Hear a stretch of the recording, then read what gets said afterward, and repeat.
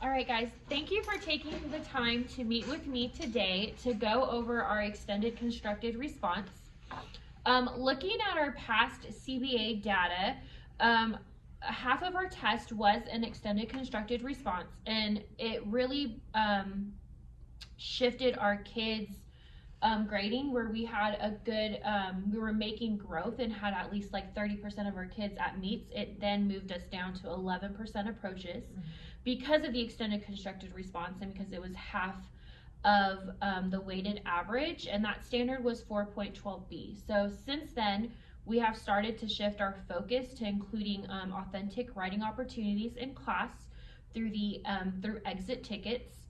So it is evident that with the direct support and shift in Tier 1 instruction, we've made significant progress with our students, just from what we've been looking at in our exit tickets for the short constructed response. So how has this growth affected your student achievement so far? I would say I've seen a lot of growth with the short constructed response. I would say about half my class for sure has gotten it to 80-95% where I'm not worried about it. They've really gotten it down. The other ones are hit or miss, and it's really with there's a gap we're trying to close between choosing the correct text evidence to support that answer. Because a lot of them are like, oh, I quoted the text. Yes, you did, but it didn't support your answer really. And then the other main gap I'm seeing is they're not understanding the difference between synthesizing the information in their answer and then going back in and supporting it with that text evidence. And so, and we're working steadily to close those gaps, and I'm seeing improvement every time we do one. So I'm really proud of my kids. They're working really, really hard, and I'm encouraged to see what they're going to do next. I love that. What about for you? And I think I'm also seeing a lot of growth in the SCR area. I would say I'm at about the same percentages that Ms. Hoddle is with the class. But the thing that I think, one thing that's really helped is, along with those authentic writing opportunities in class, the discussion first. The discussion with their peers that has to happen before they really can write. I think where I'm seeing the biggest problem, other than making sure the text evidence is the best that supports their answer, is where the question is worded, where they have to insert more transition words or connecting words that aren't necessarily normal. And so that is kind of confusing them. They may know what to write and then they just freeze because they can't figure out what connecting words to put in. I've given them, last week I gave a word bank to help on certain issues like that, but they're not yet at the point where they're going to be able to come up with some of those connecting words on their own. Okay. So when we were looking at some of the examples that you guys had, and I did hear you already identify that learner gap, you identified it as really synthesizing the information and using the correct text evidence to support their answer. So how can we use this then to plan instruction for Tier 1 and in our literacy small groups? I think I need to follow more of Ms. Weiske's model. I need to have them talking about it more before I have them put the pencil to paper or typing it out. I think we need more discussion about it because I don't think they're making that connection yet in their head.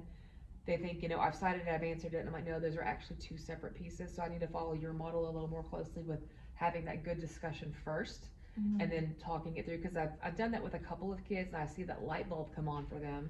So I need to implement that as a whole group or in smaller groups at my table. And so the learner gap I heard you identify was similar to hers with using the correct text evidence, but also using transition words outside of our normal first, next, then, which I did see a lot of transition words in your writing samples.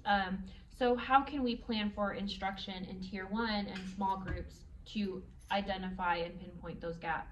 So in Tier 1 instruction, what I tried to do as recently as last week is when I'm writing the inference question or the question that calls for the vague, to really expose them to more of it. They've got to be exposed to it in Tier 1 instruction and guided through playing around with the words, and then that needs to be followed up with, I'm still working on this, some kind of station activity of word choice and playing with which transition word, connecting words make the most sense, and then where they almost in a gallery way can walk around and see, I don't know if I would use that word, maybe I would use that word. And I'm still figuring out how to create that.